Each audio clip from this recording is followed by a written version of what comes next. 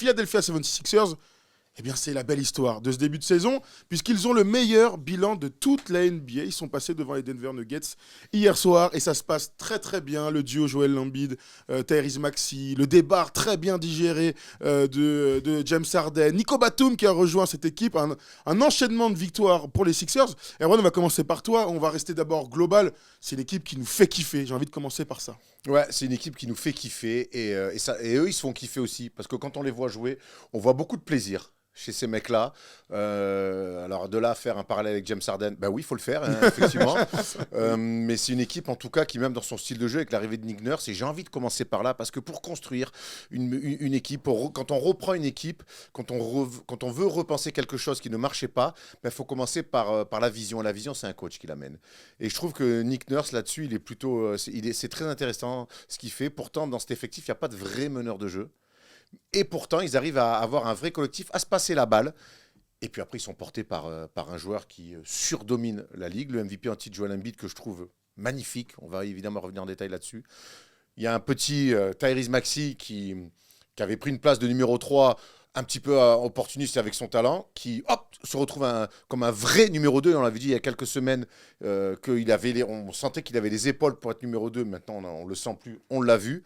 Voilà, et puis il y a un vrai engouement général. C'est une équipe qui attaque bien, c'est une équipe qui défend bien, c'est une équipe qui va de l'avant, qui est de la relance.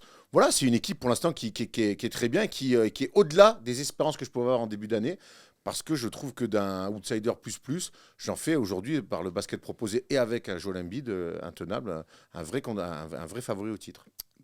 Tu es d'accord avec Erwan, le kiff ressenti et puis le jeu développé aussi par l'équipe de Nick Nurse. Complètement, on parle de plaisir, c'est la grosse différence. Ça fait combien de temps qu'on n'a pas vu cette équipe des Sixers avoir du plaisir à jouer ensemble? Je veux dire, c'est le premier truc qui saute aux yeux. L'autre truc, c'est intéressant, tu parles, ils jouent sans vrai meneur ou du moins sans pur meneur. Et en fait, Nick Nurse a fait le choix de se dire, on va courir. Et en fait, l'énorme différence dans le jeu des Sixers, c'est que ça cavale, il y a un rythme de malade poussé par Maxey. Et là où moi aussi j'étais surpris finalement, c'est que j'arrivais pas à savoir si Joel Embiid allait vraiment s'investir dans le projet. J'avais un peu peur qu'ils se disent vas-y, c'est fini pour moi aux Sixers, je vais y aller tranquille et je vais demander à me barrer avant Noël. Et en fait, je le trouve hyper impliqué. Tu le vois, c'est même une des premières fois que je le vois courir, accompagner le mouvement. Et comme tu disais, la balle circule, c'est rien à voir avec ce qu'on a connu ces dernières saisons avec les Sixers. Erwan, tu disais quelque chose qui marche pas. Alors, c'est pas une équipe qui ne marchait pas. Hein. Quand tu fais 54 victoires l'année dernière, que tu passes un tour de play-off. Alors, quand je dis marche pas, c'est qu'il s'arrête en demi-finale de conf. En fait, t'as raison. Que tu as MVP dans ton équipe, mine de rien, c'est une équipe qui fonctionnait quand tu finis 3e de la conférence Est. C'est une équipe qui fonctionnait sur un style de jeu hyper basique. Quand tu as James Harden et Joel Embiid, tu veux les mettre en valeur. Ça, c'est une réalité. Quand tu as Doc Rivers en plus au coaching, tu sais ce que tu vas avoir, le fameux meneur d'hommes, mais qui ne va pas réfléchir tant que ça sur les rotations. On est toujours très frustré. Alors en playoff, j'en parle même pas, mais frustré par ce qu'il va proposer en termes de coaching. Et Nick Nurse, là, je vous rejoins complètement. Il a changé absolument tout. Il a changé tout par le jeu, par la tactique. Moi, c'est ça qui me bluffe. On parle de sourire, on parle de kiff. Ouais, mais ça passe par la tactique. Ah oui. Il passe d'une équipe qui jouait hyper demi-terrain, qui ne courait pas assez, qui jouait beaucoup d'ISO et beaucoup de pick and roll. En même temps, quand il y a James Harden et Joel Embiid, on sait que ça va marcher, mais c'était leur grande limite. Là, tu as parlé de la course. Tyrese Maxey, très bien, ça court. Il se laisse même des possibilités de jouer toutes les contre-attaques et d'aller vite de l'autre côté du terrain. J'ajoute à ça le passing game. Il joue le fameux fix 8. Ils jouent un fixe 8, les mecs, ils ont un système. 8 fixes, tu dis fixe 8, toi? Moi, j'ai 8 fixes.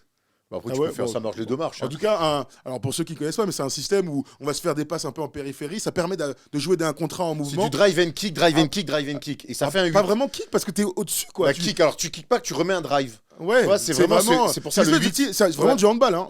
Il y a une une tactique comme ça dans le handball aussi. Et c'est un truc qui marche parce que tu as des ailiers athlétiques, des ailiers talentueux. Et Kelly Oubre d'ailleurs était très bon là-dedans. On reviendra un peu sur les joueurs. Mais moi, c'est d'abord la chose la plus marquante. C'est qu'ils se sont retrouvés dans un projet de jeu. Tous. Et Joel Embiid en premier. Mais on parle de l'attaque où il se passe la balle. Et défensivement, pareil. Ils vont tout le temps boucler la rotation de l'autre. On voit beaucoup d'envie. On parle de plaisir, et tu as raison de parler de plaisir, Thomas, parce qu'en fait, quand le discours, quand les paroles de ton coach te parlent directement, quand tu comprends là où ton coach voulait la vision, forcément, tu te sens impliqué, forcément, tu as envie de l'appliquer sur le terrain, et forcément, ça met du plaisir, et quand les résultats arrivent. Et défensivement, tu as raison, moi, je vois des mecs faire des rotations. la rotation l'aide, de l'aide. Il n'y a jamais, même s'ils sont en retard, ils vont quand même y aller parce que. Et du coup, ça donne quand même un vrai élan à cette équipe-là et c'est très agréable à voir. Il y a beaucoup de coupes à l'opposé, il y a beaucoup de. Parce que le mec, Ça change tout. la balle aussi. Mais C'est ça, tout la à grosse fait, t'as différence. raison. Et tu vois, même quand il y a du jeu posté pour Joel Embiid, il se passe tout le temps quelque chose à l'opposé. Il y a des écrans, des mecs qui coupent, qui vont se porter les écrans, et la balle, elle vit beaucoup plus. Et d'ailleurs, ce qui est marquant quand on regarde les stats d'Embiid cette saison, c'est les passes décisives. Absolument. Ça n'a rien à voir avec. Il est à 3,5 en carrière, là il a plus de 5, c'est la première fois de sa vie qu'on le voit autant faire des passes décisives. Hein, parce qu'il a toujours été au centre des projets de jeu, c'est évident, mais il jouait d'abord pour lui sur de l'ISO. Là, on le voit faire autre chose. Il y aura toujours de l'ISO pour jouer. Il faut, bien sûr. Mais on le voit être beaucoup plus capable de sortir la balle quand il y a des prises à deux. Ça, c'est un truc. En même temps, quand tu es moins stéréotypé, tu as raison de le dire, tu fais des passes et tu reviens. Qu'est-ce qu'il y a, Erwan ? J'ai noté, regarde, et j'ai même mis en fluo, j'ai mis sur la qualité de passe, sur les trappes de Joel Embiid, elle est exceptionnelle. C'est-à-dire qu'un contre elle est inarrêtable. Là, je vous apprends rien. Mais ce qu'on voyait l'année dernière sur les trappes, on l'a vu notamment en playoff face à Boston, c'était tellement stéréotypé, statique, qu'il ne se passait rien. Là, mon gars, comment les défenses adverses, quand elles viennent trapper Joel Embiid, parce qu'elles en ont marre de prendre des paniers dans la gueule, ce qui se passe, que ce soit côté fort ou à l'opposé, le mouvement systématique et la justesse, la qualité de passe de Joel Embiid est exceptionnelle. Et pour l'instant, c'est ce qui permet aussi à cette équipe de truster le haut de la ligue. Polo, dis-moi, est-ce qu'il est là avec nous, Nicolas Batsou ? J'entends un bruit de fond qui... Ouais, salut. Normalement, il est là. Ouais. Est-ce que tu nous entends, Nico ? Vas-y, réessaye. Est-ce que tu nous entends, Nico ? Ouais, je vous entends. Ah, Super. Nico Batum, donc capitaine de l'équipe de France, tu es avec nous ? Et oui, tu es avec nous. J'ai un son derrière. Je sais pas d'où, mais c'est pas grave. Du coup, Nico, comment ça va ? T'es où ? T'es en voiture ? Ouais, je suis en voiture. Je vais à l'aéroport, là. T'es où ? T'es à Philadelphie ? On a fini. T'es à Philly, tu vas à l'aéroport. Bon, écoute, merci à toi d'être avec nous pour parler un petit peu de cette arrivée à Philadelphie aux Sixers. On a plein de questions à te poser. Tu réponds à ce dont tu as envie, mais j'ai envie qu'on commence par comment tu vas. Comme toujours, on te pose toujours la question, est-ce que ça roule en Pennsylvanie ?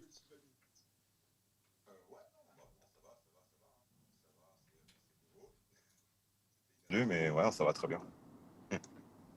Ok, très bien. Dis-moi, Erwan, tu veux poser des questions ? Tu veux commencer par quoi ? Ouais, je veux commencer par ton arrivée. On était en train de louer le collectif des Sixers, notamment mis en place par Nick Nurse. Parle-nous un petit peu de ton arrivée, de ton rôle. Dès le premier match, on t'a senti à l'aise. Alors, il y a eu ce malheureux incident, terrible incident autour de Kelly Oubre. On t'a vu dans le 5 aussi face aux Pacers. Mais tu as joué à peine 4 matchs avec eux. On a l'impression que ça fait 10 ans que tu joues pour Nick Nurse. Non, moi, c'est vrai que c'est un système assez simple à comprendre. C'est vrai que j'avais vu des déclarations déjà des joueurs auparavant par rapport à surtout Joel Embiid qui avait loué le côté collectif et qui était mis en place par Nick Nurse. Et c'est vrai que maintenant de participer à ça, c'est tu vois que même ils peuvent quand même faire des grosses performances individuelles, mais tout le monde est quand même tout le monde participe, quoi. Tout le monde participe et ça j'avoue que basket en parlant c'est génial. Et non, après moi je sais pas comment attendre en arrivant, du coup, je sais pas trop comment j'ai été utilisé. Et c'est vrai que coach il m'a lancé directement, il m'utilise directement, il me fait jouer directement, il me fait confiance directement, il me fait jouer dans les fins de match un peu chaudes et tout. Hier, il m'a fait starter, donc non, c'est l'intégration collective basket, elle est très bien. Tu sais, quand tu as été transféré, on s'est tous dit, terrible, parce qu'on n'avait pas envie de te voir partir de Los Angeles, les Clippers s'y étaient bien.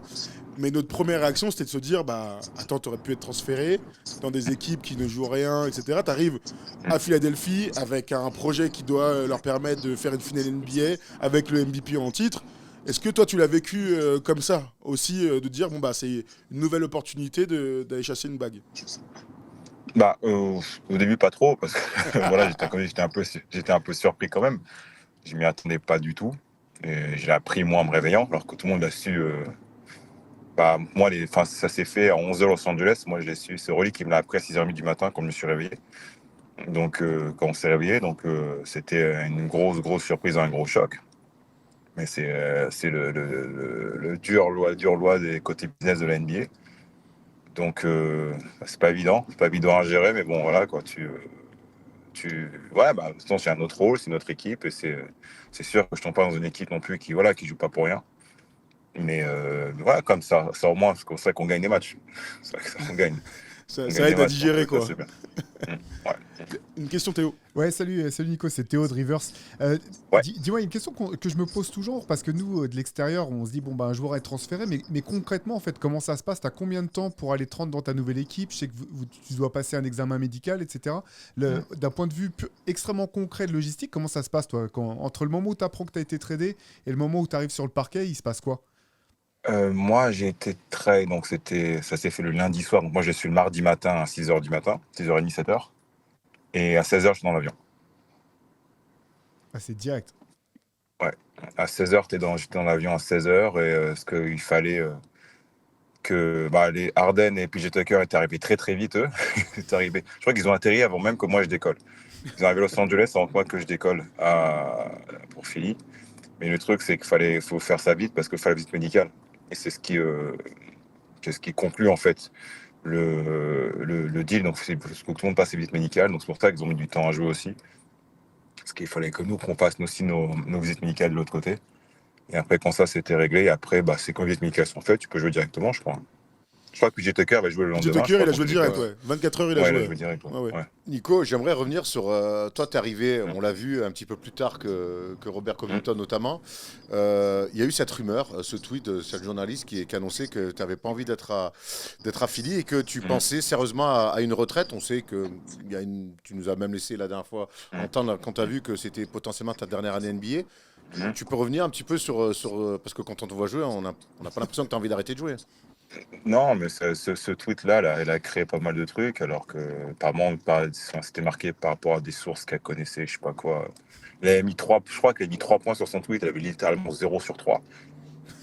Donc, non, c'était incroyable. Donc, et puis ça a créé des choses, des répercussions sur la famille, sur quoi que ce soit, alors que si les gens connaissent la vérité, vous savez, ou ça va peut-être se savoir plus tard, parce que par rapport à quoi je suis resté, là, par exemple, j'ai loupé les 2 prochains matchs par rapport à la même histoire, que pourquoi je suis pas revenu directement. Là, j'ai loupé les 2 prochains.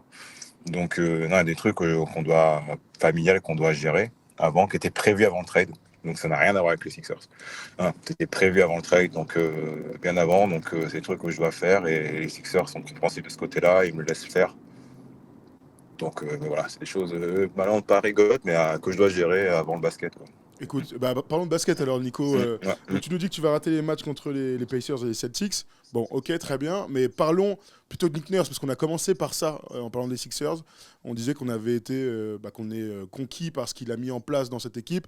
On a vu les Sixers jouer sous Doc Rivers. On voit jouer cette équipe sous Nick Nurse. Ça n'a absolument rien à voir. Est-ce que tu peux nous raconter un petit peu déjà comment il est humainement, ce qu'il vous dit, et puis ce qu'il essaie de mettre en place tactiquement?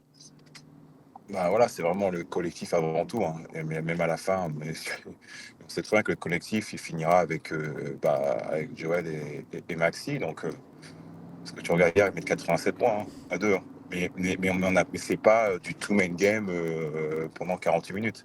Tout le monde est mis en contribution, tout le monde joue et tout le monde est heureux, quoi. Tout le monde est heureux, tout le monde est mis en place. Et c'est ça qui est vraiment plaisant à jouer. Parce on m'a un peu prévenu, mais le fait d'y participer, de jouer, c'est vrai qu'il y a une. C'est vrai, là, il a un jeu, voilà. Et en fait, je pense à la même chose aussi par rapport aux Raptors, ce que disait Kawhi. Tout le monde pensait que c'était que du Kawhi, mais en fait, non, il y avait un énorme collectif mis en place. Et après, qui a fait briller aussi là où les stars. Et c'est exactement ce qui est en train de se passer chez nous pour l'instant. Parlons, Nico, des retrouvailles forcément avec Joel Embiid, c'est le MVP de la Ligue. Et puis il y avait toutes ces histoires avec l'équipe de France, son choix finalement de Team USA. Bon, j'imagine que tu n'as pas eu une discussion front à front avec lui. Mais du coup, en fait, si on t'avait dit il y a 3 mois que tu allais être coéquipier avec Joel Embiid sur la saison 2023-2024, tu imaginais ça avec l'équipe de France, finalement c'est avec les Sixers. Est-ce que vous en avez un peu rigolé? Est-ce que tu l'as un peu taquiné? On en a rigolé. Parce que mon premier match que je fais avec eux, il met 48 en 3 quarts temps, là.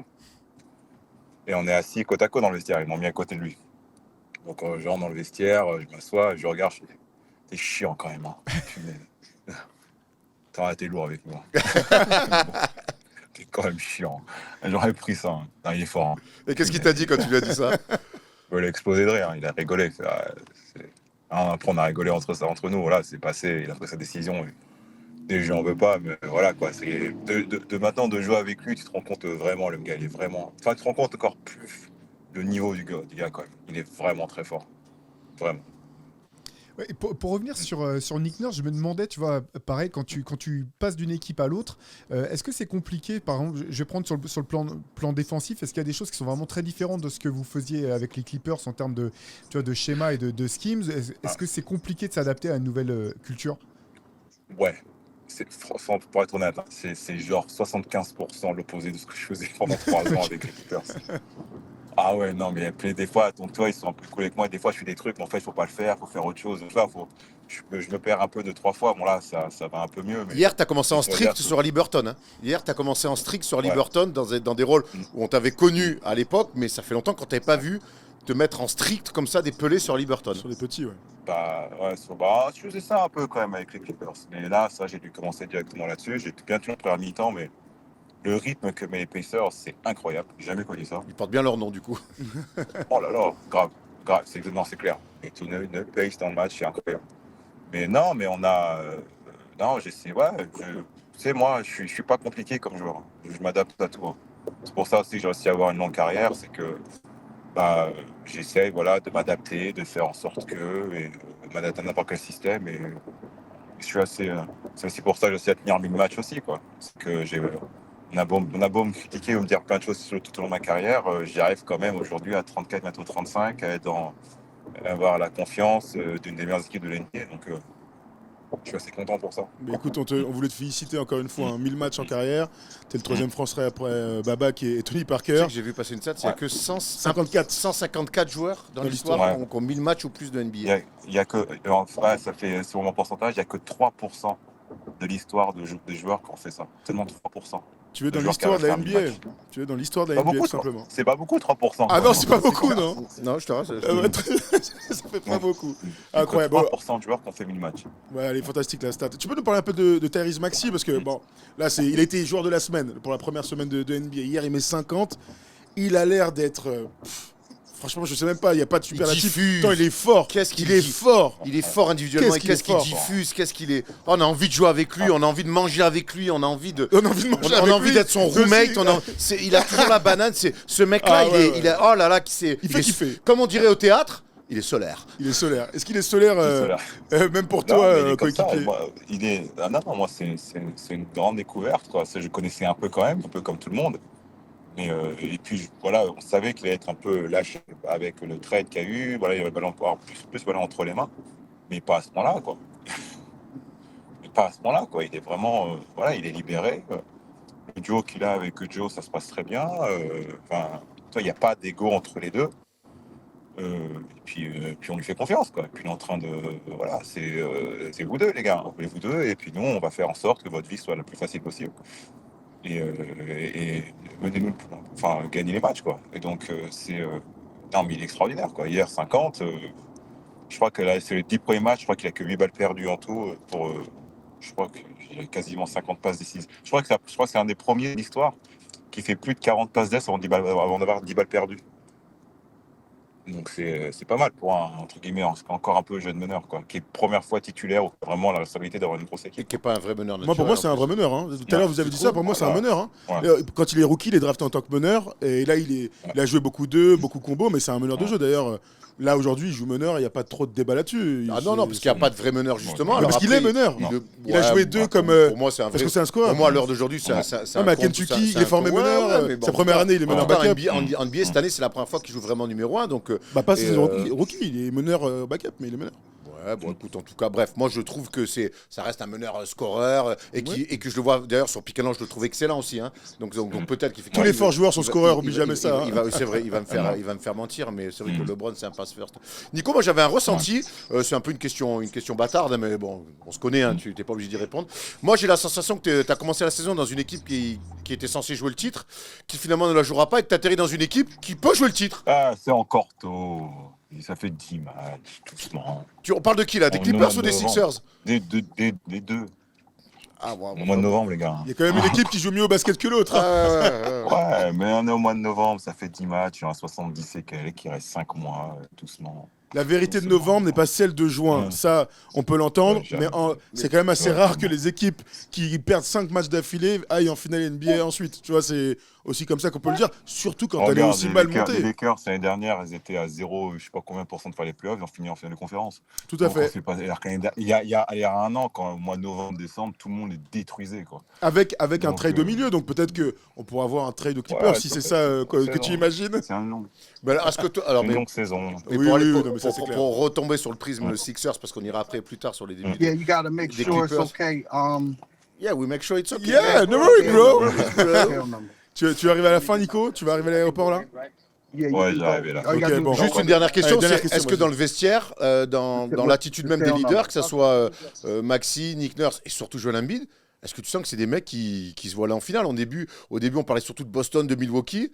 Milwaukee a un peu de retard à l'allumage, mais vraiment, quand on voit ce début de saison, Même pas. c'est une équipe qui joue qui Même se dit pas. que pour jouer le titre. Même pas, Ok. on n'en parle même pas. Je pense que tout le monde en a dans un coin de sa tête, bien sûr. Il y a ce que t'as des joueurs. Hein. T'as des joueurs, quand t'as le MVP, quand t'as un coach qui a gagné une bague il n'y a pas si longtemps que ça, quand t'es dans une ville ici, mais t'en parles pas, quoi. T'en parles pas. Ça, c'est trop tôt encore. Ok. Bon, écoute, Nico, on te remercie pour ton temps. Ça nous fait plaisir de t'avoir. On espère t'avoir plusieurs fois cette saison comme depuis des années. Merci à toi. Et puis, on te souhaite. On va passer à Philly cette année. Hein. Et on vient. Ah oui, mais t'as raison. On va à Philly cette année. Donc, on viendra, écoutez, voir ouais comme chaque année. Ouais, Mais tu sais en qu'on février. te suit de partout, Nico. Ça m'arrange. ouais. Ça m'arrange C'est que tu vrai. sois pas à Minneapolis. Ouais. Moi, ça m'arrange que tu sois tradé cet été à Porto Rico et je te jure, je viendrai encore plus. Indian.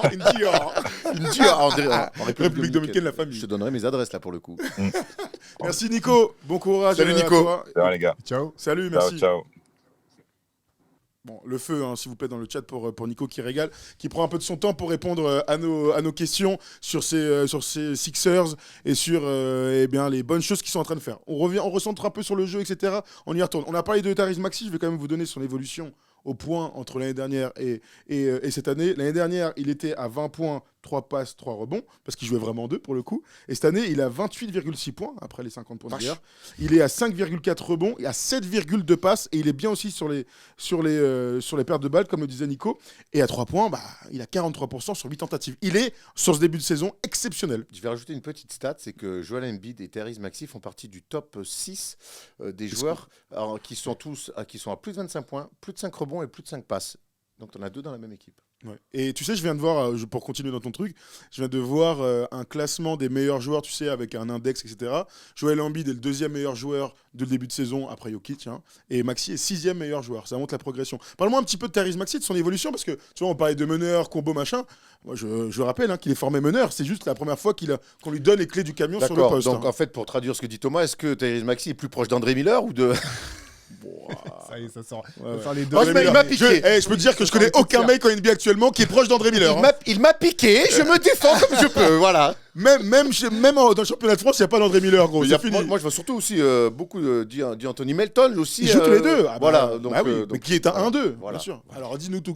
Qu'est-ce que tu penses de cette évolution? Franchement, là, il est en train de péter le plafond complet. Bah, c'est clair parce que honnêtement, tu vois, je me posais vraiment des questions sur son potentiel. On savait que les Sixers voulaient absolument le garder. On savait que c'était potentiellement, il était identifié comme une star potentielle, mais j'avais du mal à saisir vraiment quel était son plein potentiel. Parce que finalement, que tu sois meneur ou deuxième arrière de petite taille comme c'est son cas, ou défensivement, tu sais que tu peux être exploité, notamment dans des séries de playoffs, tu peux être ciblé.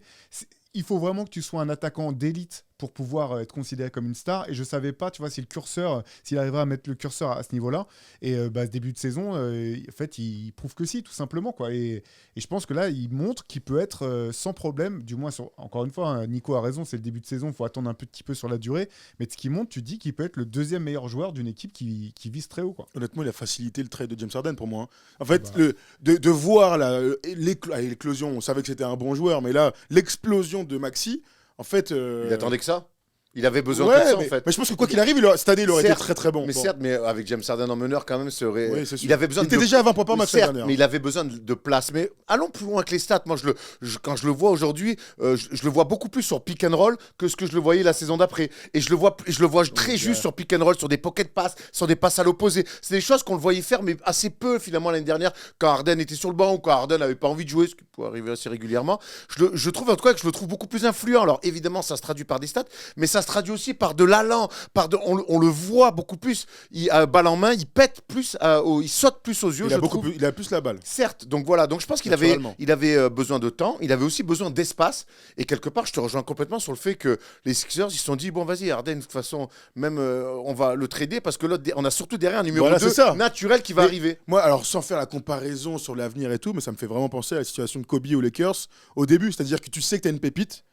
Ensuite, il est 6e homme, hein, donc Kobe, voilà, il y a Eddie Jones, machin, puis en fait, au bout d'un moment, faut le faire jouer le gars, parce que lui, son potentiel, il est énorme. Et à partir du moment où tu le fais jouer, et ben tout de suite ton équipe elle explose, elle devient largement plus forte. Donc on leur souhaite aux Sixers d'avoir le même cheminement que Kobe et Shaq aux Lakers. Mais tu vois, je suis un mec drafté, il est 21e. D'ailleurs, quand il est drafté, tout le monde dit déjà potentiellement c'est lui le style de la draft. Quand tu es 21e, 28 points par match 4 ans plus tard, je pense qu'on est plutôt côté style. Bon, Ouais, voilà. Vas-y, je t'en prie. Non, en fait, j'allais dire, c'est vrai que pour rejoindre Erwan, au-delà de ses stats, en fait, moi, ce que je trouve impressionnant, c'est la manière dont finalement l'équipe joue à son rythme. Et même sur attaque placée, quand il joue du pick and roll avec Joel Embiid, il le joue à pleine vitesse, en fait. Et derrière, tu vois Embiid qui roule au cercle à pleine vitesse, que tu voyais quasiment jamais faire, ou toujours, c'était l'impression il se forçait quand il fallait rouler au cercle après les pick and roll. Et en fait, il y a un rythme qui est intenable, quoi. Pour l'instant, pour les défenses, c'est... lui qui a donné son identité, enfin du moins on retrouve son identité dans le jeu des Sixers, et ça je trouve que c'est vraiment impressionnant, parce que c'est rare finalement que même pour un joueur émergent, il puisse aussi rapidement quelque part avoir son empreinte comme ça sur toute l'équipe. Et par rapport à James Harden, là vous avez raison, c'est que James Harden est le joueur pour lequel il faut mettre le plus de jeux demi-terrain pour qu'il performe. James Harden, la dernière fois qu'il a fait une contre-attaque, il était à Houston, le mec. Donc, voilà, c'est pas un gars qui court, c'est pas un gars qui donne de la langue. C'était un tournoi à Yeyou.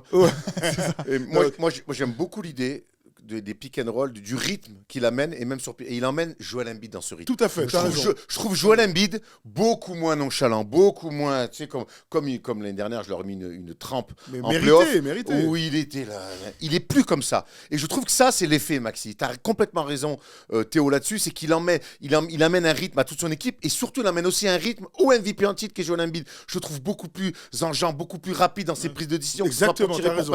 Et ça change énormément de choses. C'est que l'autre, il est déjà qu'il est fort en jouant nonchalant.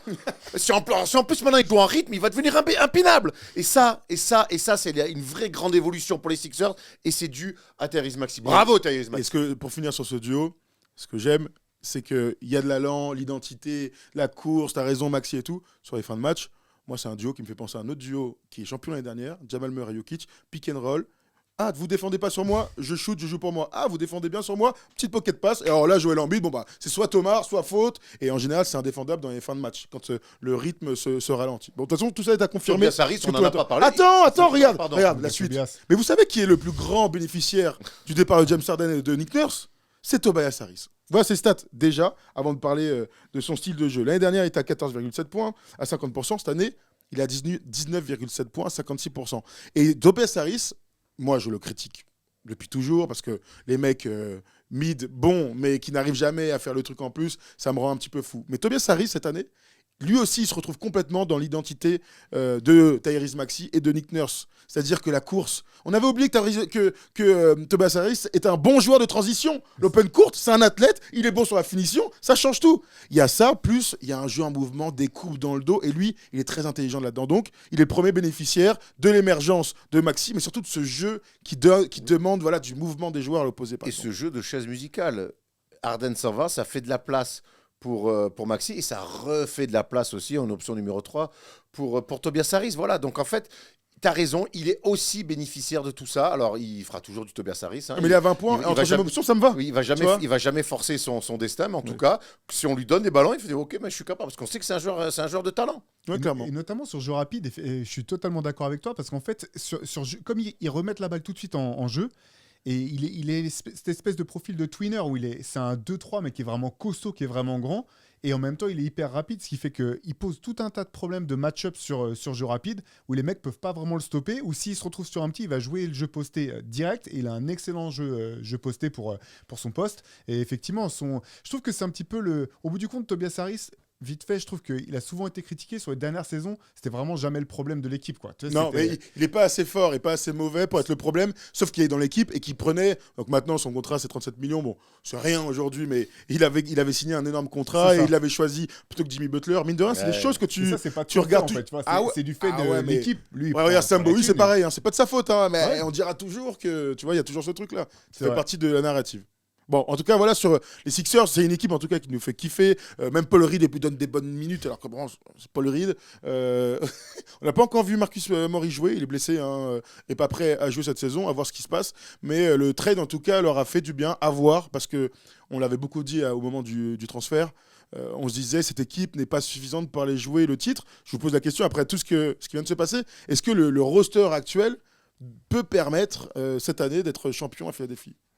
Moi, avec cette histoire de rythme infernal qu'ils arrivent à mettre, même si on sait qu'en playoff les choses vont se ralentir, mais il n'empêche que même sur demi-terrain, ils ont du rythme. Quand on parle de rythme, c'est pas juste courir. C'est même sur demi-terrain, c'est être capable de mettre du rythme. Ils en ont. Moi, quand je vois un Joel Embiid dans cet état-là, quand je vois l'évolution match après match d'un mec comme Therese Maxey, quand je vois Tobias Harris, ouais, aujourd'hui, en tout cas, le message qu'ils envoient sur ce début de saison, et c'est un message que moi, personnellement, j'ai reçu comme ça, en me disant, les gars, nous, cette année, il va falloir nous taper. Nous, on veut sortir de la conférence Est, donc c'est là en finale NBA. Quand je les vois jouer, je me dis, ben ouais, les gars, en tout cas, il n'y a pas de raison que vous ne pouvez pas y croire quand je vois le retard de Milwaukee. Alors, y croire, d'accord, mais moi je te pose ça à toi que je pose la peuvent le question. faire, ouais, moi- Toi, tu y crois, ok, ils mais peuvent le toi, faire. tu penses que c'est une Ouais, équipe j'y qui peut être crois. championne. Moi, Équipe toujours- championne, hein. J'ai toujours voulu Ok. croire. J'ai toujours voulu croire en Joel Embiid. Ok.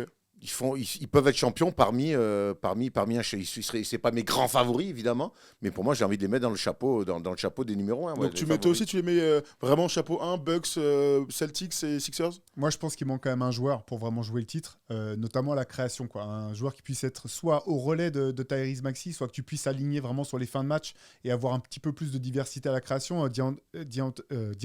D'Antoni, merci. J'ai un doute sur le prénom. Melton, c'est un bon joueur, mais je pense qu'il faut un mec plus fort que lui. Et là, oui, effectivement, là, tu as vraiment une. Mais c'est pas Tobias Harris ce gars-là. À la création, je Alors vois- à la je création, vois c'est pas pas- ça. c'est c'est pas un méga créateur, c'est pas non plus C'est pas du tout un créateur, c'est même. pas non plus un spot-up shooter. Non, mais c'est un finisseur, mais pour lui-même, quoi. Il est pas à la création, Ouais, c'est sûr. je sais pas, moi je trouve qu'ils sont armés. Et puis tu vois, pour vous, il manque un Ah oui, moi, créateur je- sur un poste 1-2. Moi, ce que j'aimais dans la deuxième phase du transfert, c'est imaginer que Brogdon arrive. On en a beaucoup parlé tous. Moi, j'aimerais qu'en sortie de banc, ils aient un autre petit qui soit capable de créer. Les deux sont bien, moi, c'est moi, ce que- je les aime bien, c'est ce mais il que faut je voulais quelqu'un aussi. d'autre encore. Parce que là on parle du titre. Est-ce que c'est une bonne Ouais. équipe? J'ai aucun doute là-dessus. Est-ce que c'est l'équipe qui peut passer des tours, enfin aller en finale de conférence? Franchement, ils peuvent taper Boston ou taper les Bucks sur une série, ça peut arriver. Mais d'être champion avec les Nuggets, les machins, Bon, moi en l'état, je suis pas sûr qu'ils soient capables. ça se tient. L'avantage, c'est que il leur reste, ils ont au moins 6 mois pour bien bosser. Hein, Ah et ouais, pour c'est essayer, clair, pour bien essayer sûr. de faire un petit coup, de trouver ce fameux gars. Brogdon, pour moi, serait le trade idoine, mais maintenant. Moi, je crois beaucoup aux alchimies d'équipe. Je crois beaucoup quand l'équipe marche bien, de pas forcément toujours dire il manque un joueur. Ça se tient et on est là pour ça. Mais moi, quand l'alchimie est très bonne, ça peut compenser des fois des manquements de joueurs à la création ou autre. Donc, et cette alchimie-là, je la trouve. Moi, c'est plus aussi le backup un peu derrière Joel Embiid, même s'il prend beaucoup. Moi, je trouve Paul Reed très limité. Voilà. Sur l'alchimie, c'est intéressant parce que le GM, c'est Daryl Morey, qui sait même pas qu'il existe ce mot, qu'on n'a jamais rien eu à foutre, quoi, qui a C'est toujours clair. fait des trades pour C'est juste clair. chercher du talent. Et du coup, c'est vraiment intéressant parce que moi, je te rejoins sur cette équipe-là. Pour le coup, je ferais pas un trade pour aller chercher n'importe quelle star et derrière essayer d'adapter le jeu. Je pense qu'il faut un joueur fort, mais qui colle avec ce qui est mis en place. Et qui sort du banc. Pour moi, le 5, tu le touches quasiment pas. Ouais, je suis plutôt C'est un mec d'accord, qui ouais. doit sortir du banc. Ouais, ça se tient, t'as raison. Après, ouais, je sais pas. Non, À non, voir, quoi. tu- Je pense non, que mais dans après- le 5, ça peut. Que- Non, qu'il bah, ouvrait quoi, ses un couilles, autre je pense meneur que- ou un truc, je un pense deuxième que- arrière du coup avec Maxi? c'est Ouais, quoi, moi c'est T'aimerais plus quoi un mec qui puisse, comme je disais, soit venir en relais de Maxi, soit qui puisse terminer les matchs avec lui, quoi. Après, sortir du banc, ça veut T'as pas dire raison, que t'as raison, tu bien finis sûr. pas les matchs. Hein. Non, Non, t'as ça, raison. c'est clair. C'est pour ça que Brogdon, qui a On l'a connu ce vu, rôle-là. on a vu la déclat de Darwin avec Austin Reeves, qui est repassé 6e homme. Il Tout a à dit fait. mais attendez, il va jouer le même nombre de Ouais, minutes, bien il va sûr. finir les matchs, les gars, Ouais, il n'y a pas c'est de clair. souci. Une Hein. affaire d'équilibre et d'alchimie. Exactement. Et les coachs, surtout à Los Angeles, mais pas côté Lakers. Côté downtown, parce que la salle arrive. Ouais, tout à fait. À Inglewood, ça va être à Inglewood. Inglewood, non, downtown, c'est non, le non, staple. pas- tu Come on, vois. what? Come on, my man. Ah, comment? Bon, en tout cas, pensez à Kelly Oubre aussi, hein, Bien parce que sûr. vous avez vu Terrible. cette histoire terrible. Un joueur NBA de 2 mètres qui se trimballe dans la rue et qui se fait percuter par une voiture qui finit à l'hôpital. Et la voiture qui fait des lits de fuite. Ah bah oui, sinon c'est pas drôle. Cinglé. Terrible. Quoi. Terrible, Il terrible. a plus de 16 points par match qu'il est ouvré. Il fitait parfaitement avec cette équipe lui aussi. C'est pas les nouvelles qu'on aime du basket. Il y a quelqu'un qui nous dit un petit Tyus Jones à la trade deadline. Tout à fait. Alors ça, en sortie de banc, un autre vrai meneur comme ça, c'est des bonnes petites idées. Parce que de toute manière, les Wizards ne jouent rien. Hein. Bon, voilà. Allez, les Sixers, Faut pas regarde. se tromper. Hein. Ouais. Si tu fais le trade, faut prendre Tyus Jones, pas Trey Jones, hein, parce que sinon, tu encours de grandes désillusions. C'est clair, c'est clair. Il y a Sam Jones aussi qui est sur le truc. Qu'est-ce qu'il y a? Sam Jones, ancien joueur des Bah Celtics. oui, bon courage, hein. Bichette, Ah bah oui, non, c'est pour ça, faut pas se tromper. c'est une drôle de blague. Sam que tu Jones veux aussi. faire. Ah, on peut plus faire de blagues sur les gens. Sur les gens qui ne sont plus de ce monde. Pardon? Il est Bah décédé. oui, c'est ça, Polo, bah oui. c'est ce qu'on dit. Faut pas se tromper. Donc faut prendre le. Trent Jones, si vous préférez Trent Jones, ça vous va ça? Terrain glissant. toi. Ah ouais, à ce moment-là, oh la Terrain vache, on peut plus rigoler. De toute façon, plus- on peut plus rien Oh dire. non, putain, c'est clair. Allez, si vous êtes sur YouTube, eh bien, toujours comme souvent, vous nous donnez vos petits avis, vos commentaires, et puis on regardera ça. avec Popeye Jones. Popeye Jones, Voilà. tout à fait. Un peu rigolo. Quoi. Assistant aux Nuggets, non Assistant. On nous dit Jim Jones aussi, on peut faire tous les Jones, on peut faire les Jones connus, s'il vous plaît. Bon, À ne pas confondre avec Indiana Jones. Indiana Jones, il y a moins qui te fasse gagner des titres. Hein. S'il déboule avec 2001, ça va faire bizarre. Et hein. John Jones, il peut te faire gagner un titre ou pas? Ah, John bon. Jones- Avec John Jones, tu peux perdre le match, mais tu perds pas la bagarre. ça c'est clair. Ah putain, Roy Jones, Eddie Jones, ah, vous êtes trop forts les mecs. Bon voilà, J'ai très bien. parlé à Benoît Saint-Denis aujourd'hui. Pour de vrai? Ouais, là, il était. Ah oui, t'es il à était à l'équipe de l'équipe choc. Et alors les oreilles, tu kiffes? Elles sont magnifiques.